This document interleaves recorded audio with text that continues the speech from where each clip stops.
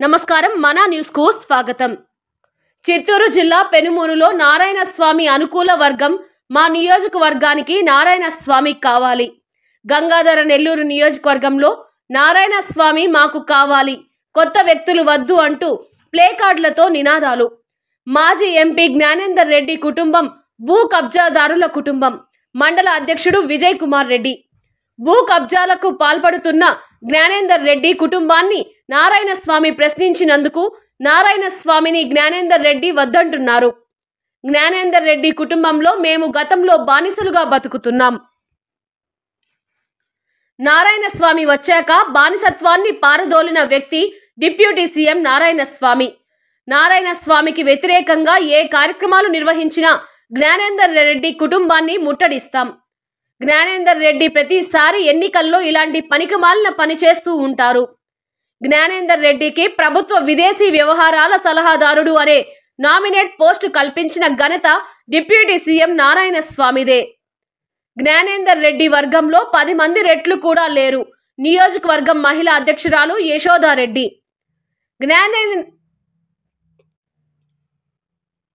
జ్ఞానేందర్ రెడ్డి నువ్వు వైసీపీ పార్టీకి సంబంధించిన వ్యక్తి కాదు। జ్ఞానేందర్ రెడ్డి బినామీ పేర్లతో భూ కబ్జాలు పాల్పడుతున్నారు।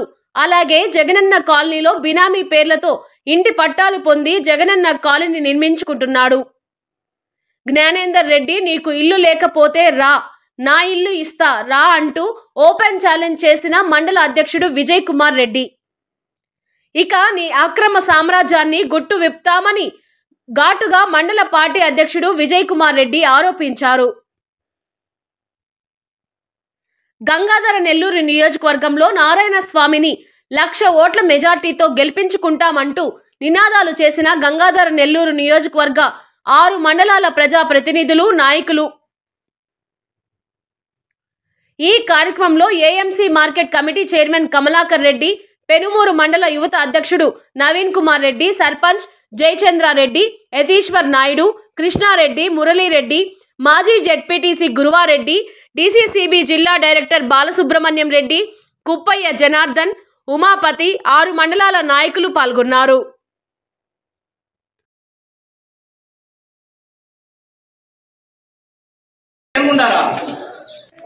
మాట్లాడతావా నువ్వెవరు? జగన్మోహన్ రెడ్డి చెప్పి నాలుగు టికెట్ మార్చే శక్తి నీకుందా? అంత శక్తి దమ్ము ధైర్యం ఉంటే నువ్వు ఎమ్మెల్యే కండక్ట్ చేయి, నీకు ఎమ్మెల్యే టికెట్ నాడు అడుగు। అదే అంతేగాని నారాయణ స్వామి టికెట్ నువ్వుడు నారాయణ స్వామి నువ్వు ఏమన్నా చేసిన అభివృద్ధి అయినావా, ఖర్చు పెట్టినావా, ఎలక్షన్ క్యాంపెయిన్ చేయనావా, అతను ప్రోగ్రాంకి వచ్చినావా? ఇదే గుంటిపల్లిలో నారాయణ స్వామి గారు, మంత్రి గారు, ఆఫీసులందరూ గడపడ ప్రోగ్రాంకి వస్తే ముళ్ళ కంపులు వేసి వాలంటీర్ల దగ్గర నిరసన ప్రదర్శిస్తున్నావు, జెండాలు వేసి దుంపినావు।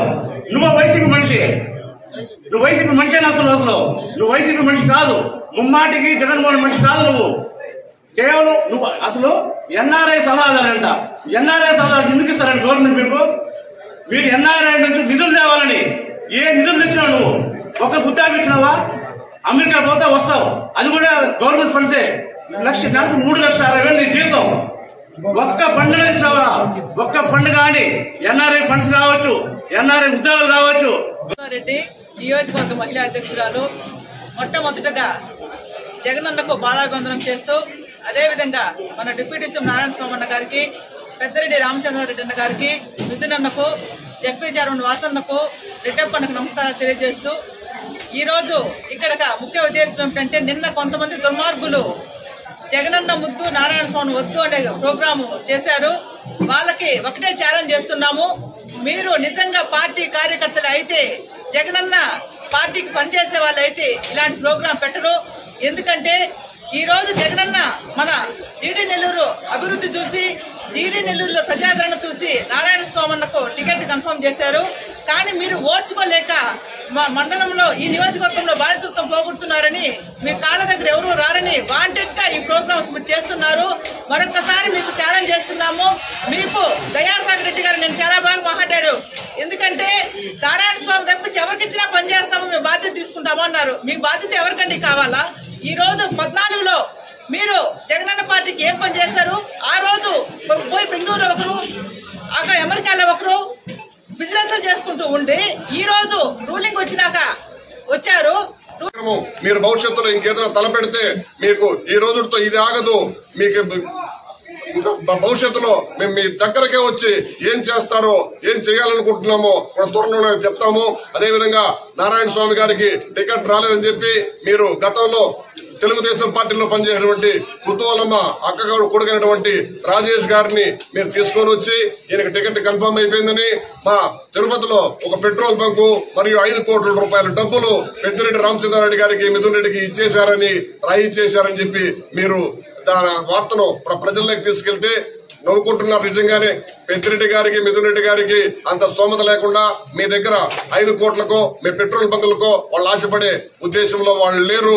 జగన్మోహన్ రెడ్డి గారు ఎవరైతే వాళ్ళ గ్రాఫులు తీసుకుని ఎవరైతే పార్టీకి పనిచేశారో వాళ్ళ కోసమే టికెట్లు కేటాయించే పనిలో ఉన్నారు. మా మునుపెన్నడూ 30 సంవత్సరాలుగా లేనటువంటి అభివృద్ధిని ఇచ్చినటువంటి మా